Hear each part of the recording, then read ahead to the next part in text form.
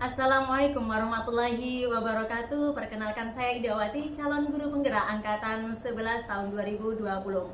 Pada kesempatan hari ini saya akan melakukan kegiatan wawancara bersama dengan kepala sekolah di SD Negeri 5 Tugumulyo, Kecamatan Lempuing. Kali ini saya ditemani dengan di samping kanan saya ada Saya Siti Zahra SPD, Kepala Sekolah SD 5 Tugumulyo. salam bahagia untuk kita bersama. Iya.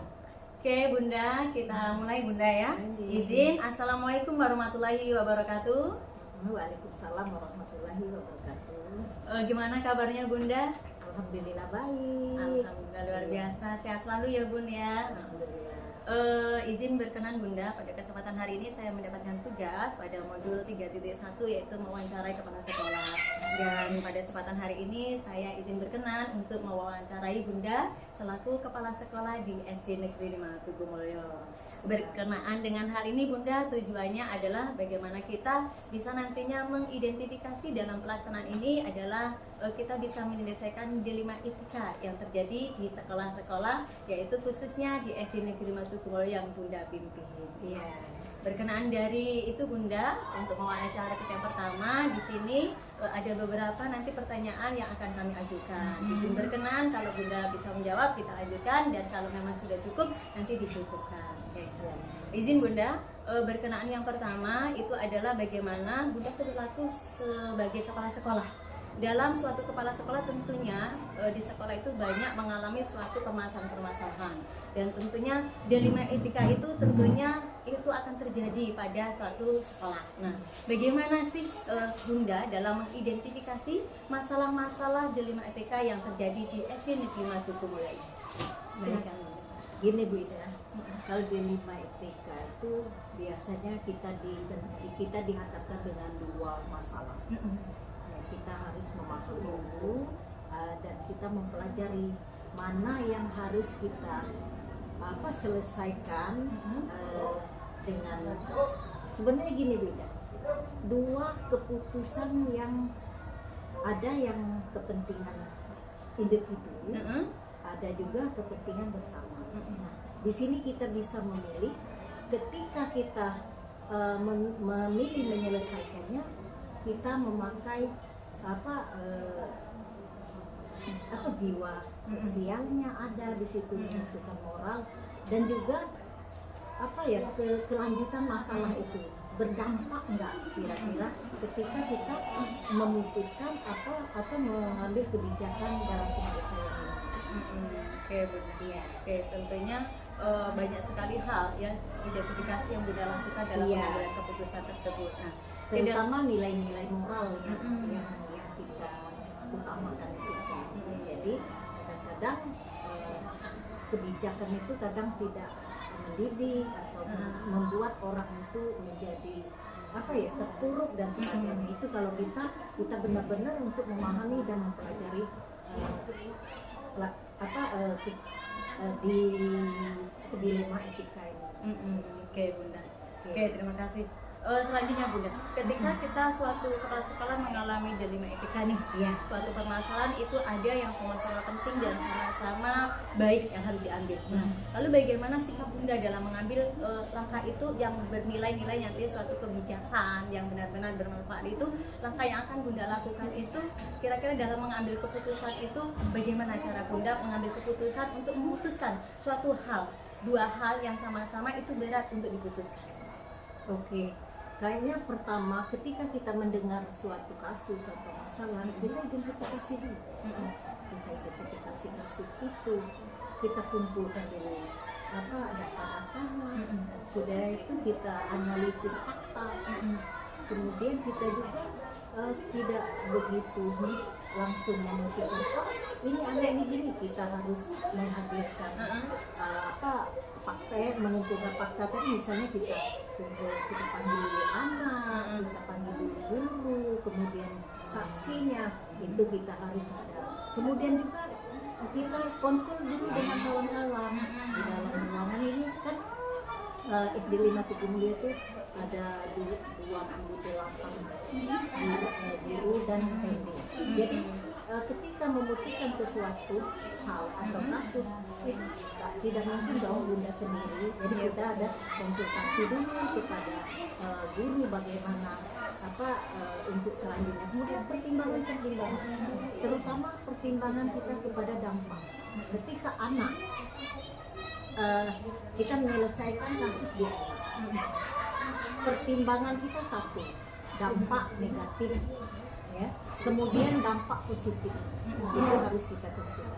Setelah itu baru kita mengevaluasi, benar nggak sih ketika saya mau memutuskan ini, anak ini akan menjadi lebih baik atau gimana.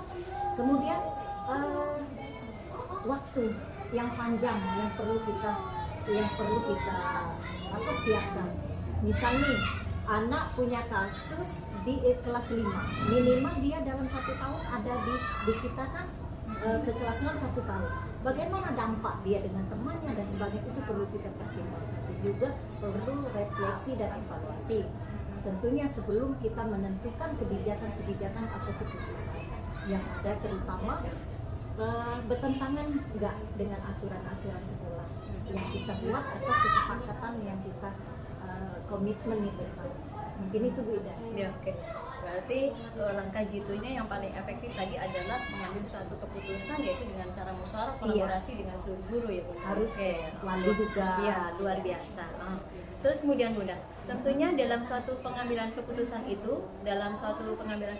ada suatu hal yang efektif nih, yang menurut Bunda anggap suatu hal itu yang benar-benar efektif dalam mengambil keputusan itu, yang bagaimana Bunda? Kalau menurut Bunda? Tentunya komunikasi yang efektif, ya. Kemudian juga pendekatan, empati kita terhadap yang mengalami kasus, permasalahan itu harus ada pemecahan masalahnya. Kemudian kolaborasi dong. Tidak akan selesai keputusan itu kalau kita sendiri. Kemudian juga kita ada pembelajaran nilai-nilai untuk masa depan anak. Kemudian juga pendekatan secara berbasis, maksudnya bagaimana kita mengadakan pendekatan supaya satu, tidak ada miskomunikasi antara wali, siswa. Kan biasanya gini dulu, tidak semua guru ketika anaknya punya kasus dia legowo, apa itu bahasa, terima. Kadang-kadang guru atau wali kelas itu kekeh bahwa anaknya itu benar. Itu kita harus ada pendekatan yang efektif tentunya. Oke. Berarti prinsip yang paling diambil adalah bagaimana kita berkomunikasi dengan baik ya Bu, dengan pendekatan yang benar-benar komunikasi dibangun baik secara di intern maupun eksternal. Oke, luar biasa Bunda.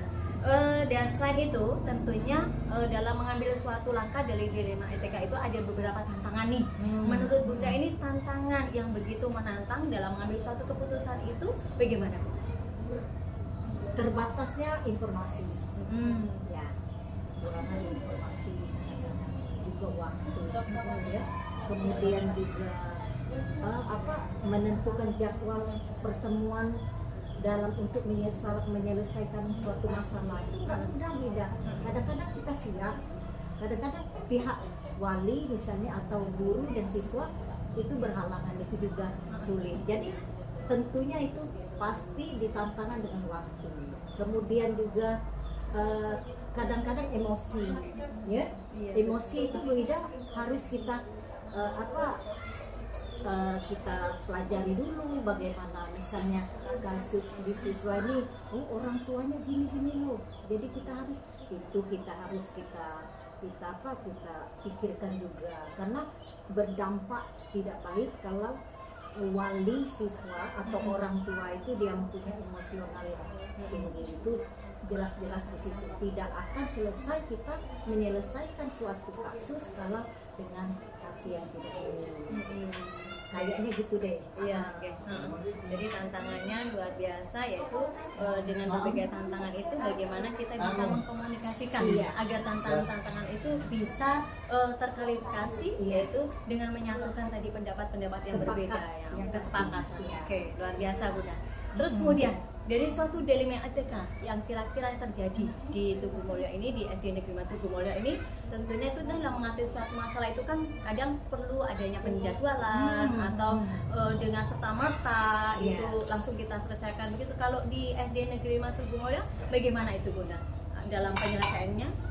Ya, kalau pertama itu tadi informasi juga, kemudian penyusunan jadwal pertemuan, kita panggil dulu wali atau orang tua siswa yang kebetulan atau berkasus, kita kumpulkan, kita cari dulu apa akar permasalahannya.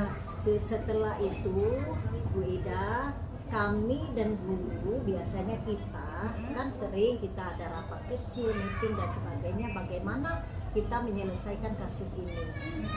Ketika kebijakan di sekolah itu berdampak negatif, itu anak banyak kerugiannya. Satu, misalnya dia tetap di sini deh, sementara teman-temannya sudah tahu semua kasus yang dialami, itu pasti ke moral anak ya. Kemudian juga kadang-kadang kalau ketika kita rapat ada guru kadang-kadang ya jangan, misalnya azas keadilannya jangan, itu nggak adil, nggak ini. Nah itu suatu tantangan atau cara kita yang sangat berdampak negatif. Kemudian kita pikirkan juga dampak positif dan masa depan anak, itu yang utama. Yang jelas seluruh masalah kita kepengen sepakat, anak aman, sekolah aman, dan juga orang tua aman. Berarti intinya setiap permasalahan ketika ada dilematika yang kita hadapi dalam mengatasi suatu permasalahan butuh yang namanya penjadwalan agar proses tersebut bisa terselesaikan dengan baik, apalagi yang menyangkut dengan warga sekolah, tentang orang tua dan lain-lain. Oke, luar biasa Bunda, terima kasih. Terus selanjutnya Bunda, tentunya dalam hal untuk mengatasi dilema etika itu ada beberapa faktor yang menjadi pendukung Bunda dalam mengatasi suatu permasalahan. Kira-kira nih siapa saja orang-orang yang akan mendampingi Bunda, membantu Bunda dalam mengatasi suatu permasalahan tersebut? Terutama guru adalah partner kerja kami untuk mensukseskan semua masalah kegiatan pembelajaran dan sebagainya. Di pihak luar juga ada pihak terkait yang bisa menyelesaikan, terutama wali. Mungkin juga bisa, kalau memang kasus itu tidak bisa kita selesaikan dengan aturan-aturan yang ada di sekolah, mungkin juga kita minta bantu dengan misalnya aparat kita, Pak Kepala Desa, Pak RT dulu misal, Kepala Desa. Kemudian kalau itu memang merujuk ke kriminal, tentunya kita melibatkan kepolisian. Mungkin itu beda. Oke, terima kasih. Jadi intinya orang-orang yang mendukung untuk mengatasi permasalahan itu sesuai dengan apa yang menjadi permasalahan yang ada di sekolah kita, gitu Bunda. Oke, luar biasa Bunda. Dan tentunya kolaborasi yang baik dengan sesama guru sebagai partner pembelajaran kita di sekolah. Oke, luar biasa Bunda. Bunda, mungkin dari beberapa pertanyaan wawancara yang kita lakukan pada kesempatan hari ini di permasalahan dilema etika yang dihadapi di SD Negeri 5 Tugu Mulyo mungkin cukup sampai di sini. Nah, oleh karena itu sebagai yang tahap terakhir Bunda, gimana? Setelah kita melakukan wawancara ini, ada nggak beberapa hal, mungkin pengalaman baru atau pembelajaran baru yang dapat Bunda petik di pembelajaran pertemuan kita pada kesempatan hari ini Bunda? Kira-kira apa nih pesan dan kesannya Bunda? Iya.